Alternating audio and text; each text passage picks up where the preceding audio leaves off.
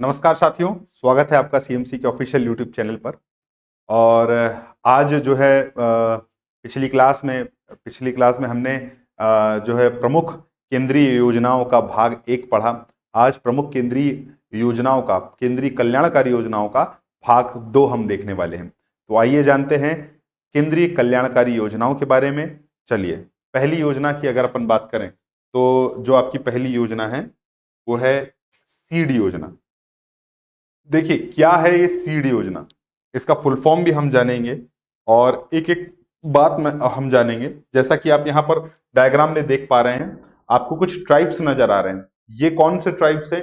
ये वो ट्राइब्स हैं जो एक स्थान से दूसरे स्थान पर समय के साथ यहाँ वहाँ अपना पेट पालने के लिए, अपना परिवार चलाने के लिए, अपना जीवन यापन करने के लिए एक जगह स्थिर नहीं रहते। इनका कोई रहवास नहीं होता, एक जगह से दूसरी जगह अपने जीविका की तलाश में ये भटकते रहते हैं।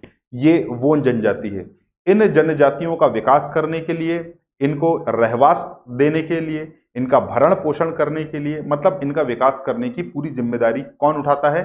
किसने उठाई है? केंद्र सरकार ने उठाई है। और किस योजना के तहत उठाई है? तो आप याद रखिएगा, सीड योजना के तहत उठाई है। क्योंकि हमारी सरकार ने ये सपना देखा है, हमारे देश ने सपना देखा है कि विश्व में विकसित देशों की श्रेणी में खड़े होना है भारत को। और ये देश तभी विकसित हो सकता है जब उनकी पूंजी विकसित हो। किसी भी देश की पूंजी वहां रहने वाले लोग होते हैं। अब भले चाहे वो जनजातीय लोग हों, चाहे वो जो है समृद्धशाली शहरों में रहने वाले लोग ही क्यों ना हो, चाहे वो अल्प विकसित लोग ही क्यों ना हो, सभी का विकास होना चाहिए। और सभी इस देश की पूंजी हैं। और ये पूंजी अगर बनकर रहेंगे तो इस देश का विकास हो पाएगा। पूंजी का मतलब ये होता है कि ऐसा नागरिक जो कि कहीं ना कहीं आर्थिक क्रियाएं करता है और सरकार को कर चुकाता है, वह व्यक्ति जो है इस देश की पूंजी कहलाता है। तो सरकार के पास अगर आप देश की पूंजी बनेंगे तो आप जो है टैक्स चुकाएंगे इस देश को। और अगर इस देश को प्रॉपर तरीके से अगर टैक्स मिलने लग जाएगा तो यह देश विकास कर जाएगा और विकसित देशों की श्रेणी में यह देश आ जाएगा। ठीक है, इसलिए हमारा कर्तव्य है कि हमारे ऐसे लोग जो कि बेघर हैं, जो कि कुछ भी नहीं है, उनको हम अपनी पूंजी बनाएं। अगर हम उनको पूंजी बनाने में सक्सेसफुल हो जाते हैं तो ये देश तरक्की करेगा।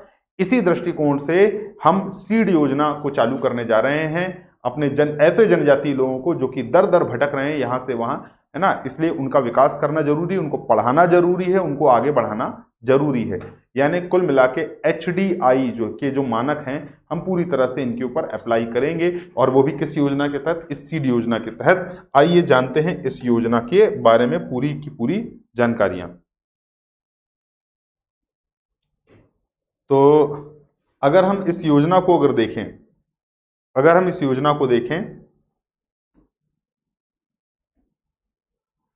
तो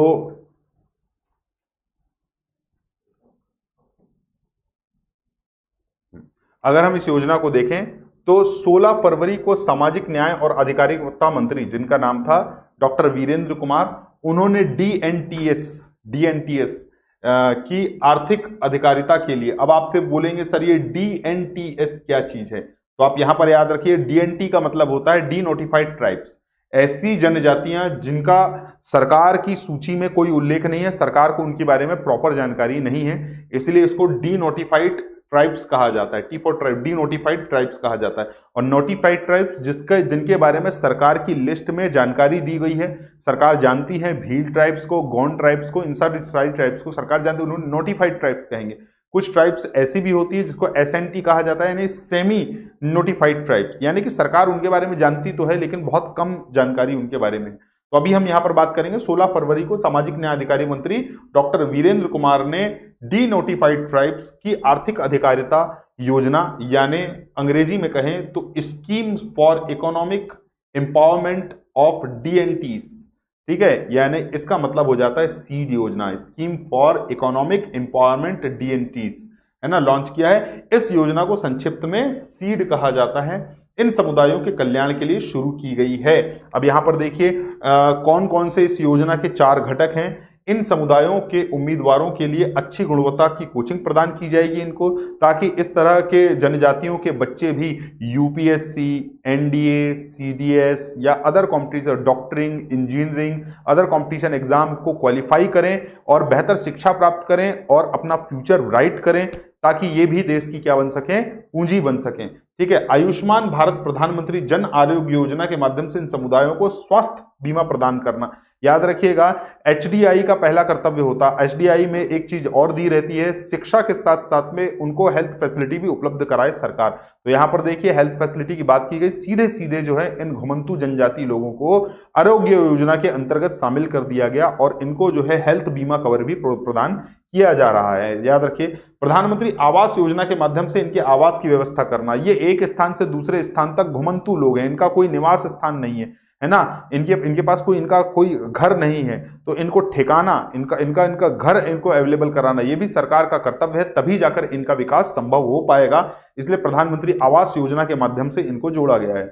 और डीएनटी, एनटी और एसएनटी, इनका मतलब मैंने अभी अभी आप लोगों को बताया, D notified tribes, notified tribes और एसएनटी मतलब सेमी नोटिफाइड ट्राइब्स। समुदाय संस्थानों के छोटे छोटे समूह को बनाने और मजबूत करने के लिए सामुदायिक स्तर पर आजीविका पहल की सुविधा प्रदान करना। बता दें कि डीएनटी मतलब डी नोटिफाइड ट्राइब्स, एनटी मतलब नोटिफाइड और एसएनटी मतलब सेमी नोटिफाइड ट्राइब्स होता है। ये आप लोगों को याद रखनी है सारी बातें। चलिए आगे देखते हैं और क्या लिखा हुआ है इनके बारे में। इस योजना के तहत 2021-22 से 25-26 तक यानी कि 5 सालों में, 5 सालों की अवधि में लगभग 200 करोड़ रुपए खर्च किए जाने की योजना है। योजना को लागू करने का काम यानी इसकी नोडल एजेंसी सामाजिक न्याय और अधिकारिता विभाग को बनाया गया है।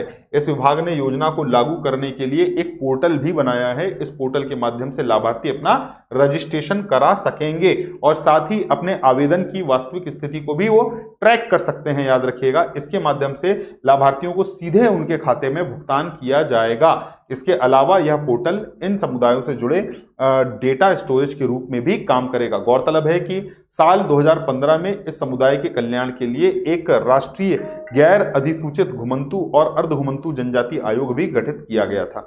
याद रखिएगा ये सारी की सारी बातें। तो चलिए आगे बढ़ते हैं अपन।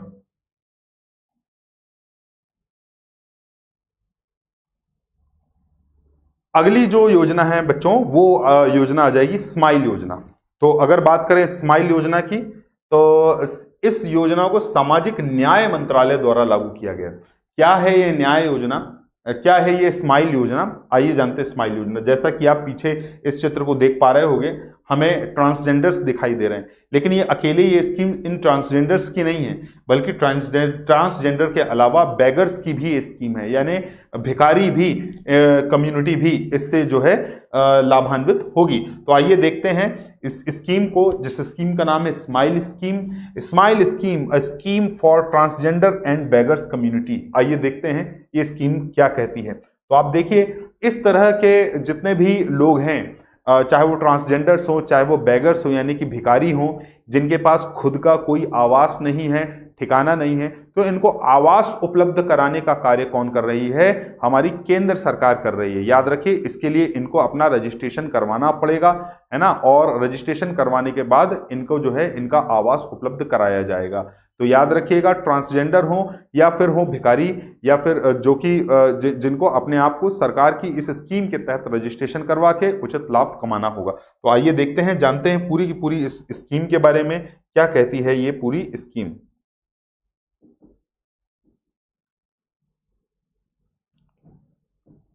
देखिए, भिखारियों और ट्रांसजेंडरों के लिए मौजूदा योजनाओं के विलय के बाद एक नई योजना है। यह योजना राज्य, संघ, राज्य क्षेत्र सरकारों और शहरी स्थानीय निकायों के पास उपलब्ध मौजूदा आश्रय गृहों का उपयोग करने के लिए भिक्षावृत्ति में लगे व्यक्ति के लिए पुनर्वास सुनिश्चित करती है। यानी पूरे देश भर में, चाहे वो राज्य हो, चाहे वो केंद्र शासित प्रदेश ही क्यों ना हो, अगर वहां पर कोई ट्रांसजेंडर या कोई इस तरह से भिक्षावृत्ति में तल्लीन व्यक्ति यदि मिलते हैं तो उनके पुनर्वास की व्यवस्था वहां पर की गई है। मौजूदा आश्रय गृहों की अनुपलब्धता के मामले में कार्यान्वयन एजेंसी द्वारा नए समर्पित आश्रय गृह स्थापित किए जाएंगे। इनका मुख्य केंद्र की अगर मैं बात करूं, क्या मुख्य केंद्र है इस योजना के? केंद्र में बड़े पैमाने पर पुनर्वास, चिकित्सा सुविधाओं का प्रावधान, परामर्श, बुनियादी दस्तावेज, शिक्षा, कौशल विकास, ये सब आते हैं। अनुमान है कि इस योजना के तहत लगभग 60,000 सबसे गरीब व्यक्तियों को गरिमापूर्ण जीवन जीने के लिए लाभान्वित किया जाएगा। याद रखिएगा, ताकि इनका जीवन भी गरिमापूर्ण हो सके। याद रखिए, इसलिए सरकार जो है इनका डेवलपमेंट करने की योजना, केवल और केवल घर नहीं बल्कि घर के साथ साथ पूरा जो बुनियादी सुविधाएं जो है इनको मुहैया करवाई जाएगी। चाहे वो किसी भी तरह की बुनियादी सुविधाएं हो, चाहे वो शिक्षा क्यों ना हो, चाहे वो चिकित्सा क्यों ना हो, अन्य आदि इस तरह की बुनियादी सुविधाएं इनको मुहैया कराई जाएगी, ताकि इनका भी विकास हो सके, समुचित विकास हो सके, ये भी आगे बढ़ सके और इनको रहने का एक ठिकाना भी उपलब्ध हो सके, है ना। इस योजना के लिए इनको स्माइल योजना के तहत इनको जो है अपने आप को केंद्र सरकार के पोर्टल में रजिस्टर्ड करवाना होगा। चलिए आइए जानकारी लेते हैं अब अगली योजना की। अगली योजना देखते हैं क्या है। अच्छा, ये स्कीम जो है, एक बात मैं और आपको बता दूं कि ये जो स्कीम है वो राष्ट्रीय पिछड़ा वर्ग वित्त विकास निगम के जरिए चलाई जा रही है। तो आखिरकार देखते हैं राष्ट्रीय पिछड़ा वर्ग वित्त एवं विकास निगम क्या है। इसका अगर नाम देखें तो NBCFDC कहा जाता है, national backward class finance and development corporation, NBCFDC है। ये सामाजिक न्याय और अधिकारिता मंत्रालय के अधीन आता है।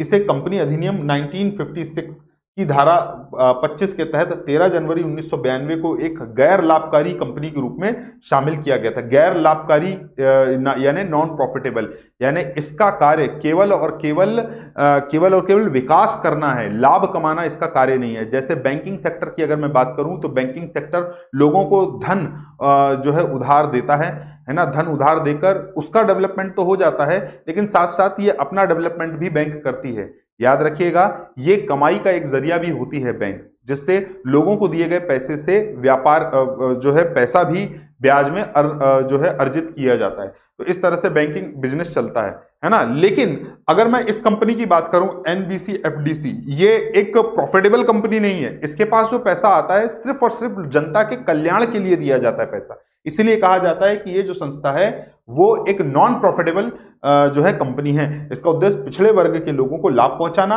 आर्थिक एवं विकासात्मक गतिविधियों को बढ़ाना, कौशल विकास, स्वरोजगार उपक्रमों में इन वर्गों को के गरीबों की सहायता प्रदान करना इसका प्रमुख लक्ष्य होता है। याद रखिएगा, ठीक है। चलिए अगली स्कीम को देखते हैं। अगली स्कीम में जाने से पहले एक चीज और अपन देखेंगे, राष्ट्रीय समाज रक्षा संस्थान क्या है। तो क्योंकि इसी के साथ में मिलकर NBCFDC जो है पिछड़े हुए ट्रांसजेंडर्स और भिखारियों का जो है कल्याण यहां पर कर रही है। तो आइए जानते हैं राष्ट्रीय समाज रक्षा संस्थान क्या है। तो NISD एक स्वायत्त निकाय है और राष्ट्रीय राजधानी क्षेत्र NCT नई दिल्ली सरकार के साथ 1860 के सोसाइटी अधिनियम 21 के तहत पंजीकृत है। यह सामाजिक न्याय और अधिकारिता मंत्रालय के अंतर्गत आता है।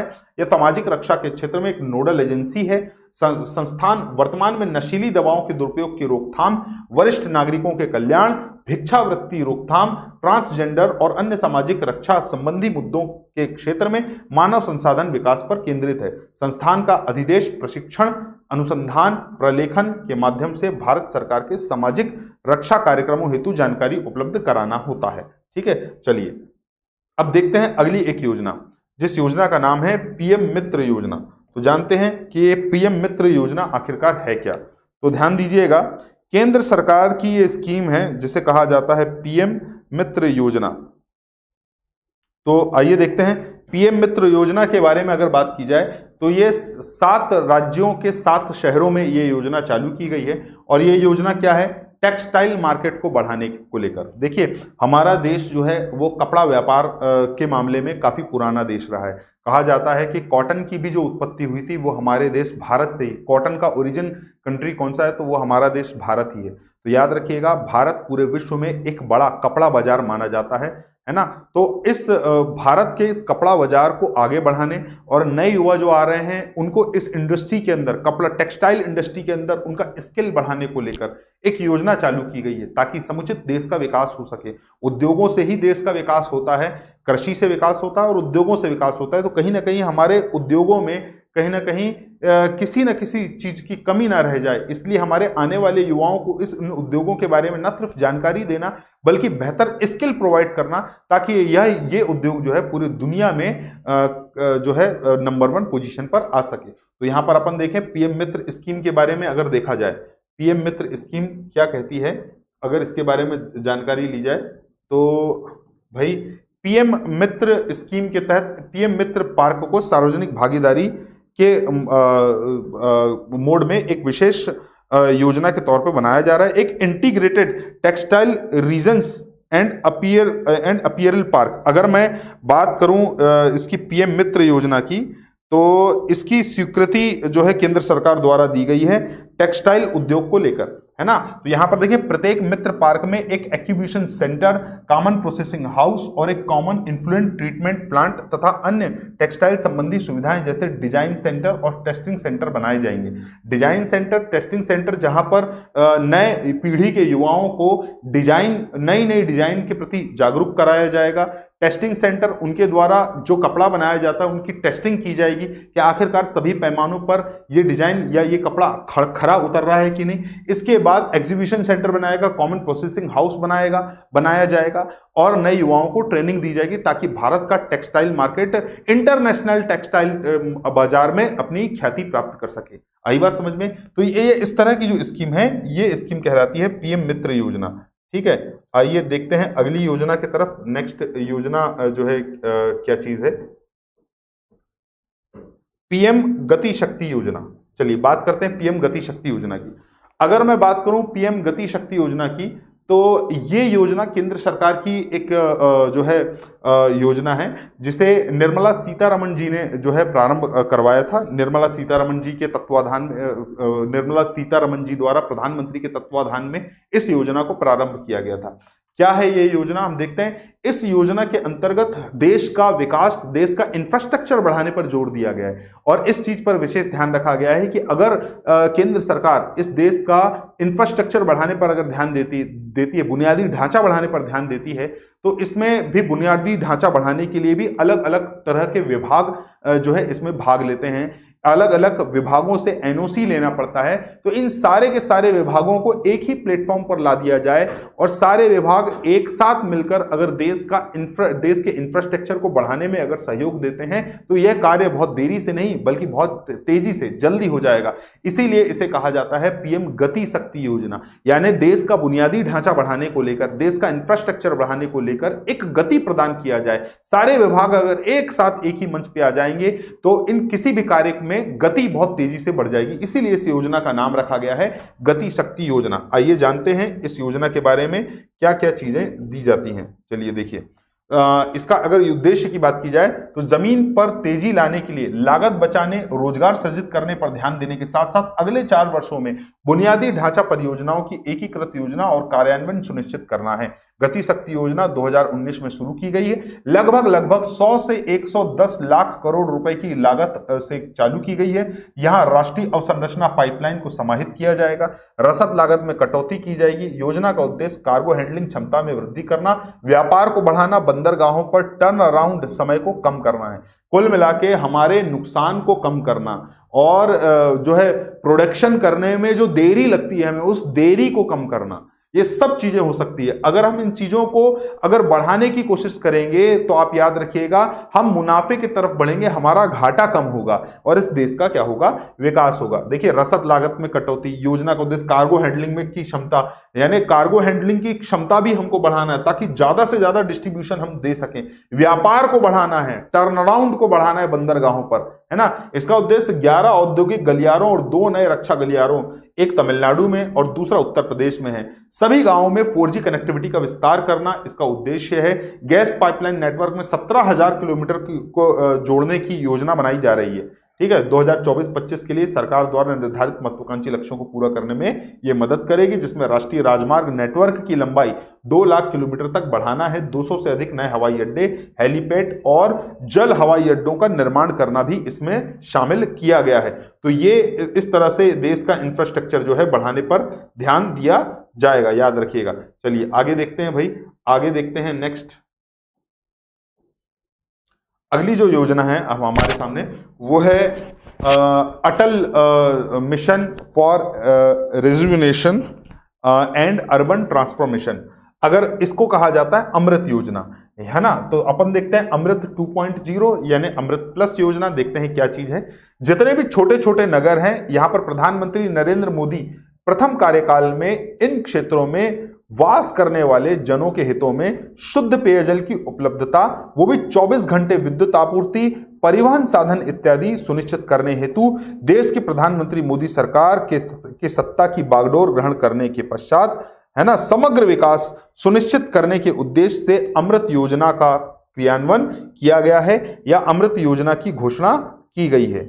आगे अगर अपन देखें ये अमृत योजना आखिरकार क्या है, ये अमृत योजना, तो आप याद रखना इस मिशन के बारे में। अमृत मिशन को हर घर में पानी सुनिश्चित आपूर्ति और सीवरेज कनेक्शन के साथ सभी की सीवरेज कनेक्शन के साथ सभी की नल तक पहुंच को सुनिश्चित करने के लिए जून 2015 में शुरू की गई एक स्कीम है।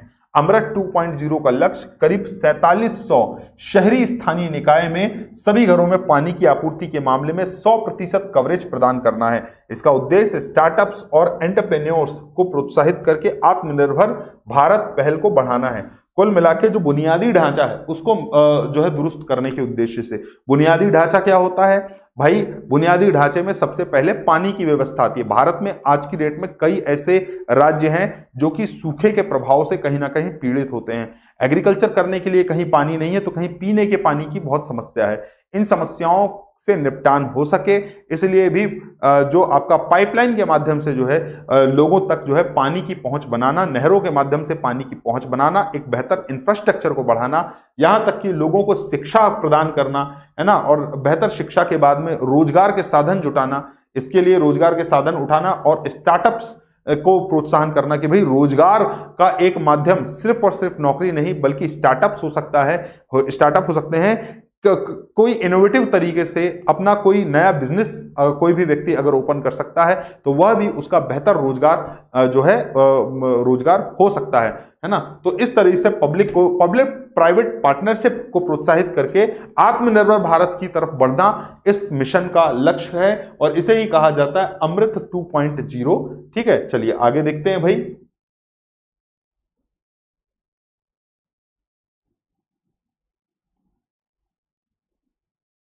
अगर आगे मैं बात करूं तो इसका उद्देश्य क्या है?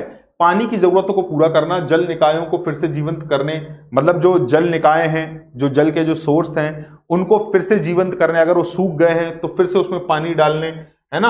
अगर कोई कुआं सूख गया तो उसमें पानी डालना ताकि लंबे समय तक उस क्षेत्र के निवासियों को पानी की समस्या से दूर किया जा सके। प्रबंधन करना, अपशिष्ट जल का पुनः उपयोग करने के लिए अमृत मिशन की प्रगति जो है सुनिश्चित की गई है। 500 अमृत शहरों में से सीवरेज और सेप्टेज का 100% कवरेज प्रदान किया गया है। तो ये सारी की सारी इंफ्रास्ट्रक्चर सुविधाएं जो है यहां पर प्रोवाइड की जा रही है। ठीक है, चलिए आगे देखते हैं। अगली जो योजना है हमारी वो है स्वच्छ भारत मिशन अर्बन 2.0 यानी शहरी क्षेत्र में स्वच्छ भारत मिशन।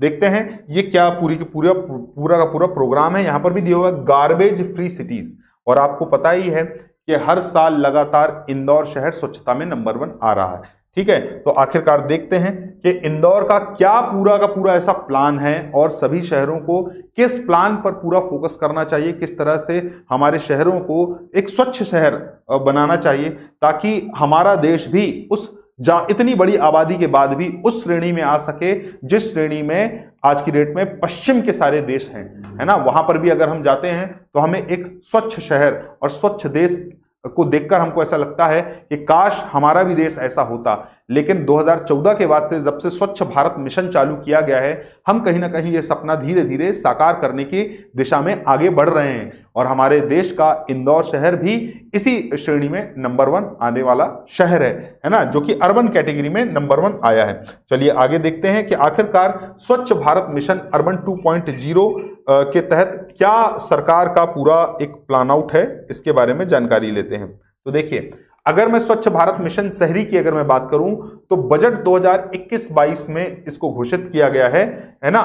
इसके पहले चरण को कंटिन्यू किया गया है। इसे अगले 5 वर्षों में कचरा मुक्त भारत के जो तमाम बड़े शहर हैं इन सभी शहरों को कचरा मुक्त शहर बनाया जाएगा, है ना। 1 अक्टूबर 2021 को इस स्कीम को लॉन्च किया गया था। अर्बन 2.0 को सरकार शौचालय से सुरक्षित प्रवाह, मल और कीचड़ के निपटान, सेप्टेज का उपयोग करने के भी प्रयास कर रही है। मतलब जो मल और जो कीचड़ निकलता है उसको स्टोर करके कहीं ना कहीं उसका किसी न किसी तरीके से इस्तेमाल किया जाएगा। याद रखिए, क्योंकि अगर इसका इस्तेमाल नहीं किया गया तो ये सीधे सीधे हमारे जल स्रोतों तक पहुंचेंगे और हमारे जल स्रोतों को बर्बाद करेंगे। आज की डेट में आप देख रहे हैं कि जितने भी बड़े शहर हैं उनका अगर उनके आसपास से कोई पवित्र नदी निकलती है तो कहीं ना कहीं धीरे धीरे आज की डेट में वो नाले में तब्दील हो रही है। और उसका कारण यही है कि हमारे शहर का जो गंदा वेस्टेज होता है वो उन नदियों तक पहुंचता है। अगर हम इस वेस्टेज को पहले ही रोक दें, नदी में जाने से पहले रोक दें, तो हमारे पास एक बड़ी समस्या खड़ी होती है कि आखिरकार हम इस वेस्टेज का करेंगे क्या। तो याद रखिए, सबसे बेहतर उपाय है इस वेस्टेज का उपयोग करना।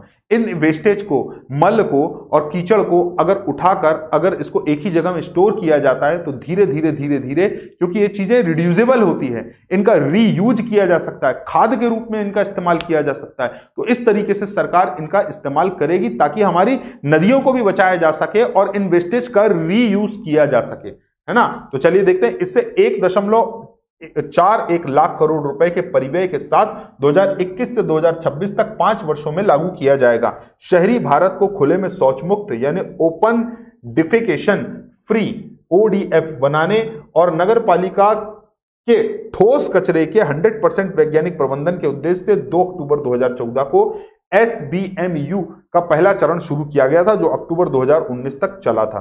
तो यहां पर आप देखिए जो चला था ये इसका 2.0 है जो कि 2026 तक चलेगा। तो आइए अब बात करते हैं इसके लक्ष्य की।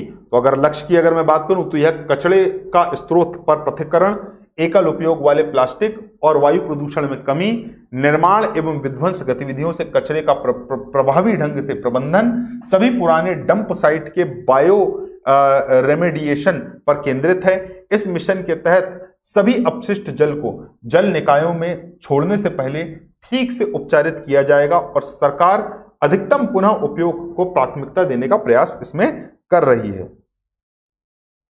चलिए अब देखते हैं नेक्स्ट स्कीम को। अगर मैं अगली स्कीम की मैं बात करूं तो वो होगी आयुष्मान भारत डिजिटल स्कीम। ये भी केंद्र सरकार की एक पहल है, केंद्र सरकार की एक महत्वपूर्ण योजना है, आयुष्मान भारत डिजिटल मिशन। देखिए क्या है, इस मिशन के तहत प्रधानमंत्री जन आरोग्य योजना को शामिल किया गया है ना। तो देखते हैं इसमें कौन कौन सी चीजें आपको कवर की जाएगी। पर आयुष्मान भारत डिजिटल मिशन के तहत अस्पतालों में विभिन्न प्रकार के मेडिकल चेकअप की सुविधा मुहैया करवाई जाएगी। अस्पतालों में विभिन्न प्रकार के मेडिकल चेकअप करवाए जाएंगे। योजना के अंतर्गत कवर किए गए लाभार्थी अपने राज्य से बाहर भी पैनल में शामिल देश के किसी भी सरकारी एवं निजी अस्पताल में योजना का लाभ ले सकेंगे।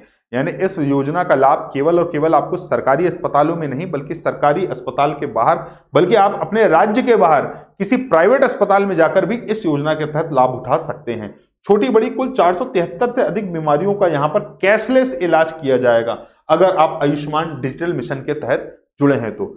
SECC के जरिए लाभार्थियों को चिन्हित कर सरकार स्वयं कार्ड भेजेगी। दफ्तरों के चक्कर काटने की इसमें कोई जरूरत नहीं है।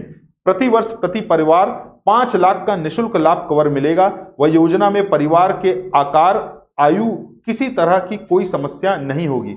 WHO समेत विश्व के सबसे प्रतिष्ठित मेडिकल जर्नल व लांसेट ने योजना की सराहना की है। 10 करोड़ से अधिक परिवार, 50 करोड़ से अधिक देशवासी को मिलेगा योजना का लाभ। इस स्तर पर स्वास्थ्य सेवाएं उपलब्ध कराने वाला पहला देश बनेगा हमारा भारत। तो ये है आपका आयुष्मान भारत डिजिटल मिशन, है ना। तो इसके जरिए केवल और केवल आप केवल अपने अस्पतालों में नहीं, अपने राज्य के अस्पतालों में नहीं, सरकारी अस्पतालों में नहीं, बल्कि आप अपने राज्य के बाहर अब भी आप अपना इलाज जो है प्राइवेट अस्पतालों पे भी बेहतर ढंग से करवा सकते हैं। वो भी पूरी तरह से कैशलेस होगा, याद रखिएगा। और WHO समेत विश्व के सबसे प्रतिष्ठित मेडिकल जर्नल लांसेट ने इस योजना की क्या की है, सराहना भी की है। तो ये है आपका आयुष्मान भारत डिजिटल मिशन। तो आइए देखते हैं इसके बाद अब अगली जो है योजना की हम जानकारी लेते हैं। क्या है इसके बाद अगली योजना? तो देखिए अगली जो योजना है हमारी वो है उज्ज्वला योजना 2.0।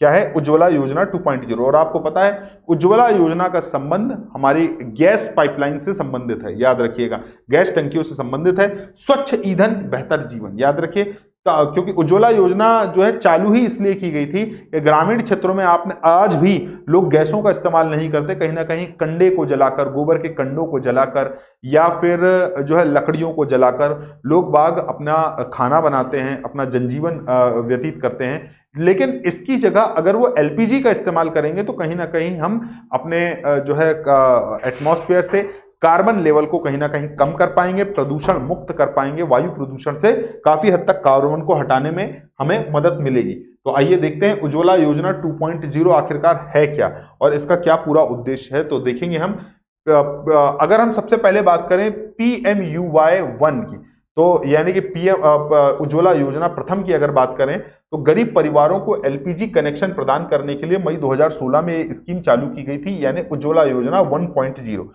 अब बात करेंगे 2.0 की, तो इसका उद्देश्य उन प्रवासियों को अधिकतम लाभ प्रदान करना है जो दूसरे राज्यों में रहते हैं और उन्हें अपने पते का प्रमाण प्रस्तुत करने में थोड़ी कठिनाई होती है। अब उन्हें लाभ उठाने के लिए केवल सेल्फ डिक्लेरेशन देना होगा, याद रखिएगा, केवल और केवल सेल्फ डिक्लेरेशन की जरूरत पड़ेगी, बाकी उनको जो है एलपीजी कनेक्शन प्रोवाइड कर दिया जाएगा, है ना।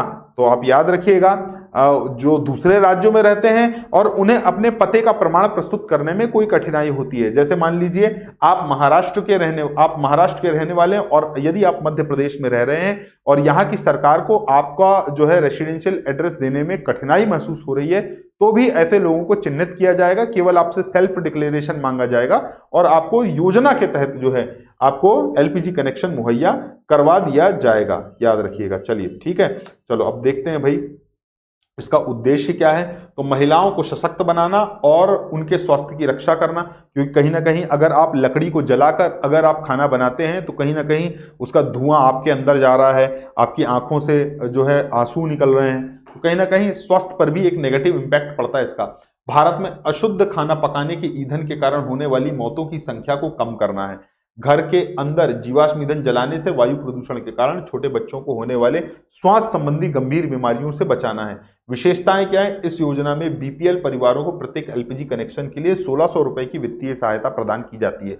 एक जमा मुक्त एलपीजी कनेक्शन के साथ उज्ज्वला 2.0 लाभार्थियों को पहली रिफिल और एक हॉट प्लेट भी निःशुल्क प्रदान की जाती है, याद रखिएगा। तो चलिए अब बात करते हैं अगली योजना के बारे में, जिसका नाम है सुरक्षित हम सुरक्षित तुम, स्वस्थ बसेरा मेरे अपनों का और मेरा। तो आइए बात करते हैं सुरक्षित हम सुरक्षित तुम। इस अभियान के बारे में देखिए, यह एक विशेष पहल है, आकांक्षी जिला सहयोगी का हिस्सा है, जिसमें स्थानीय नेता, स्थानीय नागरिक, स्थानीय समाज, स्वयं सेवक जिला प्रशासन के साथ मिलकर आकांक्षी जिला कार्यक्रम के प्रमुख फोकस क्षेत्र में उभरती समस्याओं का समाधान करते हैं। इस समस्या का नेतृत्व जिला मजिस्ट्रेट द्वारा किया जाएगा, जिसमें 1000 से अधिक स्थानीय गैर सरकारी संगठन भी शामिल होंगे, जो इनबाउंड आउटबाउंड कॉल के माध्यम से रोगियों से जुड़ने के लिए 1 लाख से अधिक स्वयं सेवकों को सूचीबद्ध और प्रशिक्षित करेंगे। स्वयं सेवकों को कोविड-19 प्रोटोकॉल का पालन करने, मनोसामाजिक सहायता प्रदान करने और प्रशासन को रोगियों के बारे में समय पर अपडेट करने के लिए शिक्षित करके प्रत्येक 20 प्रभावित परिवारों का समर्थन करने हेतु प्रशिक्षित किया जाएगा।